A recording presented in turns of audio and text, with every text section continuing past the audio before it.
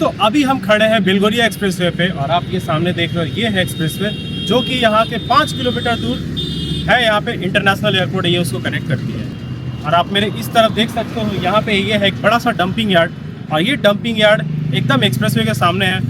ये है कोलकाता का एक गार्बेज डंप एरिया, लेकिन यहाँ रहने वाले लोगों के लिए किसी खजाने से कम नहीं। ये बेलघोरिया एक्सप्रेसवे है। इस एक्सप्रेसवे के एक तरफ आपको बहुत बड़ा गार्बेज डंप यार्ड दिखेगा, जहाँ रोजाना हजारों टन गार्बेज डंप की जाती है। इसकी बदबू इतनी तेज है कि यहाँ से गुजरने वाले कोई भी, चाहे वो बस में हो या अपनी कार में, इस बदबू से बचा नहीं जा सकता। तो सोचिए यहाँ आसपास रहने वाले लोगों का क्या हाल होता होगा। लेकिन सच्चाई कुछ और है। दोस्तों अंत तक पूरा वीडियो देखना और लाइक करना, सब्सक्राइब करना और भाई एक कमेंट जरूर करके जाना, क्योंकि भाई इससे मिलती है हमें मोटिवेशन। तो आइए देखते हैं, बात करते हैं यहाँ के लोगों से। ये एक्सप्रेसवे जो आप देख रहे हो, इसके एक साइड है एयरपोर्ट और दूसरे साइड आपको दिखेगा दक्षिणेश्वर टेम्पल, जो कि काफ़ी फेमस है। और ये टोटल 20 एकड़ के लैंड पे फैला हुआ है और यहाँ पे रोजाना 500 टन कचड़े फेंके जाते हैं, डंप किए जाते हैं 4 म्यूनसिपैलिटी के द्वारा, जो कि इस आसपास में ही है। भाई यहाँ की हवा इतनी ख़राब है कि इसको दिल्ली से भी कंपेयर किया जाता है कभी कभी। लेकिन प्रॉब्लम ये भी है कि पिछले 6 साल में यहाँ पे 100 हिट्स हो चुकी है। मतलब जो फ्लाइट लैंड करती है कोलकाता एयरपोर्ट पे, लैंड होने से पहले वो इसी रास्ते से होकर गुजरती है। और जब वो गुजरती है तो यहाँ पे जो उड़ने वाले वल्चर्स हैं, जो खाने के चक्कर में यहाँ पे घूमते रहते हैं, उड़ते रहते हैं, वो टकरा जाते हैं। तो ये बहुत बड़ा बर्ड स्ट्राइक होता है यहाँ पे, कई बार हो चुका है। बहुत बड़े बड़े हादसे भी हो सकते हैं। और ये है कुछ नंबर्स जो 2020 से लेके 2025 का आप देख सकते हो कितने सारे स्ट्राइक हुए हैं। और इस चीज़ से DGCA भी बहुत परेशान रहती है, क्योंकि अगर ऐसे छोटे छोटे स्ट्राइक भी हो जाएं तो बहुत बड़ा दुर्घटना हो सकता है। और यहाँ पे आप जो गैसेस देख रहे हो, इस गैसेस की वजह से भी बहुत सारे प्रॉब्लम्स होते हैं। और इसी डंपिंग यार्ड के बगल में एक है तालाब, जिसको बंगाली में बोलते हैं पुकुर। तो ये छोटा सा पॉन्ड है जिसमें भाई जो यहाँ की वाटर है वो दिखने में तो काफ़ी साफ़ है, लेकिन काफ़ी टॉक्सिक है। बट फिर भी यहाँ के लोग उसमें नहाते हैं, धोते हैं, और अगर बीमार पड़ते हैं तो लोग बोलते हैं कि बीमार हो गए हैं। लेकिन कोई भी इसको ब्लेम नहीं करता है, क्योंकि इससे पैसे बन रहे हैं। और मैं सही बताऊं तो ये यहाँ का एल्डोराडो है। लगभग ये सोने का खदान है। यहाँ से लोग पैसे निकाल रहे हैं और कमा रहे हैं। बाकी स्टोरी में आगे बढ़ते हैं। नहीं, मैं एक वीडियो बना रहा हूँ यहाँ पे इतना कचरा का जो है, तो यहाँ पे लोगों को क्या प्रॉब्लम, बस इसी डॉक्यूमेंट। ये कचरे से ही तो सब माला माल हो जाओगे। कचरे से 3-4 तोला भारी बने ये कचरे से फ्लैश हो रहे।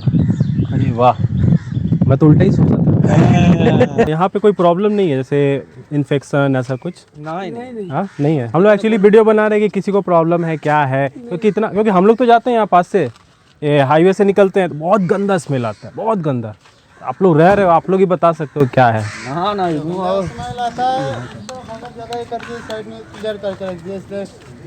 बारिश में भी थोड़ा सा गीला वाला हो जाता है तो स्मेल आएगा।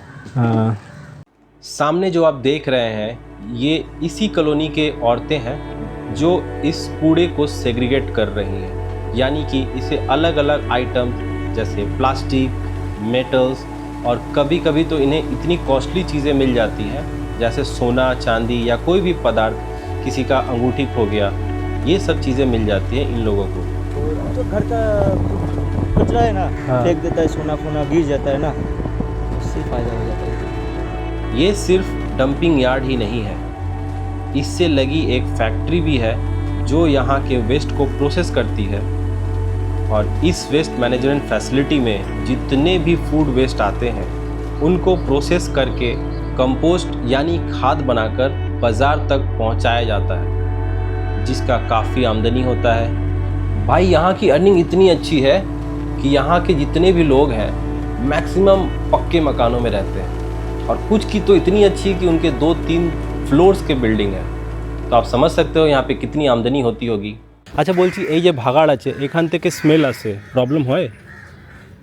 হাওয়া দেয় যখন মানে গন্ধটা আসে। আচ্ছা, হাওয়ার সঙ্গে গন্ধটা আসে, তারপর আগুন ধরে, খুব আগুনে যে পরে সব ধুয়োটা ভর্তি হয়ে যায়, ধুয়ো পরে পাড়া ভর্তি হয়ে যায়, পাড়া ভর্তি হয়ে যায়। হ্যাঁ, ধুয়োটা হয় আর গন্ধটা আসে। छोड़िए, रहने दीजिए, नहीं करते आप। বাইরে করো, ठीक है। अच्छा ये तो बता दिया होता क्या है यहाँ? ये 60 रुपये पैकिंग होता है। हाँ मस्त का 50 किलो बड़ा हाँ हाँ। पैकिंग होता है। और यहाँ से लाते हैं?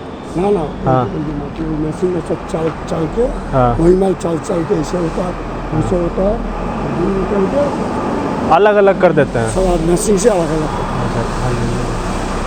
सब हम कर देगा। हम तो भैया का बोला वही बात कर रहे लोग हाँ बोला ये भी वही बोले कि मतलब कि देख लो लेकिन शूट मत करो। कुछ ठीक है। कोई वो क्या है यहाँ कचड़ा बीनने के लिए? हम लोग चल रहा बुखार में पूरे मीन पड़ रहा है। अच्छा 50 किलो का बुरा है। भाई क्या स्मेल और क्या गंदगी।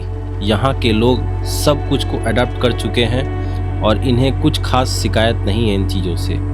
ये इस वातावरण में इतना घुल मिल गए हैं कि इनको कोई प्रॉब्लम नहीं हो कि इससे पैसे बन रहे हैं। और मैं सही बता रहा हूँ, कोलकाता में कभी भी गंदगी ख़त्म नहीं होने वाली है, क्योंकि लोगों के पास पैसे नहीं हैं और अगर कूड़े से ऐसे पैसे बनते रहे तो वो कभी नहीं चाहेंगे कि ये कूड़े हटे।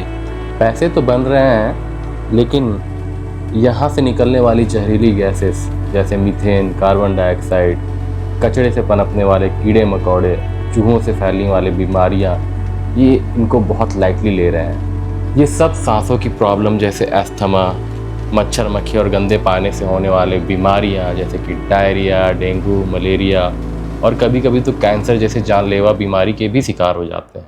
এরকম কিছু হয়েছে যে এই ভাগাড় নিয়ে কেউ মরে গেছে বা কিছু প্রবলেম হয়েছে? না हाँ ना हয়নি ना।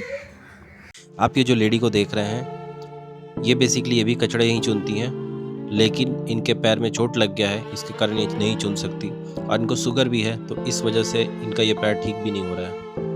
और फिलहाल मैं इनसे कई बार पूछा कि यहाँ पे किसी को कैंसर या कोई बड़ी बीमारी हुई है कि नहीं, तो ये लोग सब मना कर रहे हैं मुझे, बोलते हैं नहीं ऐसा कुछ नहीं है, क्योंकि भाई साहब यहाँ पैसे बन रहे हैं। और जिस जगह पे मीथेन गैस इतने तेज़ मीथेन गैस की स्मेल आ रही थी, अमोनिया की स्मेल आ रही थी, वहाँ पे कोई भी बीमारी ना हो ऐसा तो हो ही नहीं सकता। लेकिन तो बेसिकली ये जो कचड़े है मतलब भगाड़ है, इससे क्या प्रॉब्लम होता है? स्मेल आता है कि क्या होता है यहाँ पे? एक तो बात है बहुत ज़्यादा स्मेल आता है, थोड़ा बहुत नहीं। और आने वाले मतलब जहाँ पर आप इसको देख रहे हैं इससे लगभग 4-5 किलोमीटर तक कभी कभी स्मेल चला जाता है। आगे के जो एक दो स्टॉपेज है एरिया है वहाँ पर भी स्मेल जाता है, और ये जो जोन है एरिया का, ये वहाँ पर तो लगभग हमेशा ही स्मेल रहता है हर वक्त। और ये आपको उम्मीद है क्या कि ये हटेगा, कि कोई गवर्नमेंट ऐसा कुछ कर रही है? देखिए एक्चुअली बहुत पहले तो सुना था लोगों से कि इसके लिए ऑल्टरनेट जगह दिखा जा रहा है और इसको हटाने की कोशिश किया जा रहा है। कुछ सोशल एक्टिविटीज़ भी हुआ था इसके रिगार्डिंग, बट अभी तक तो कुछ मूवमेंट हुआ नहीं। कुछ प्रोसेसिंग यूनिट्स बने हैं जिससे कि कचरे को थोड़ा फिल्टरिंग किया जाए जितना वो कर सकते हैं, बट इससे ज़्यादा कुछ तो मूवमेंट हुआ नहीं। और अच्छा से दादा एक और चीज़ बताइए कि यहाँ पे कैसे लोग रहते हैं, मतलब अमीर गरीब स्लम किस हिसाब से लोग रहते हैं? देखिए ये जो डंपिंग स्टेशन है उसका स्टॉप ये तो प्रमोद नगर है। हाँ। ये एरिया का इस साइड वाला थोड़ा स्लम एरिया है, पर अभी टाइम के साथ पिछले 1-2-3 साल में थोड़ा डेवलप हुआ है, क्योंकि थोड़ा स्लम एरिया है। आगे का जो साइड है वो तो मतलब मोस्ट प्रॉब्ली यहाँ पे जो लोग रहते हैं वो अर्बन टाइप के लोग हैं, जो पैसे कमाने वाले अच्छे खासे मतलब अपर मिडिल क्लास टाइप के लोग हैं। हाँ, उस साइड में जो लोग हैं वो अपर मिडिल क्लास लोग हैं, और ये एरिया जो है ये थोड़ा लेबर क्लास। और एक चीज़ और पूछूंगा कि यहाँ पे किसी को मेजर इश्यूज होते हैं इसके वजह से?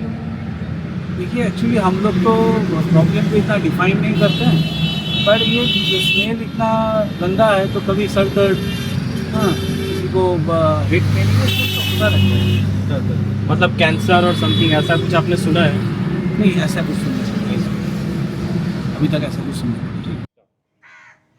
तो आपने देखा अंदर में लोग कैसे काम कर रहे हैं, जहाँ सांस लेना मुश्किल हो रहा था, हम ये बिना रुमाल के वहाँ पे चल भी नहीं पा रहे थे, वहाँ पे लोग काम कर रहे थे और चारों तरफ मीथेन गैस का धुआं पड़ा हुआ था। तो जैसा भी आपने देखा, यहाँ पे लोग यही काम करते हैं अपने रोजी रोटी, अपने पेट पालने के लिए।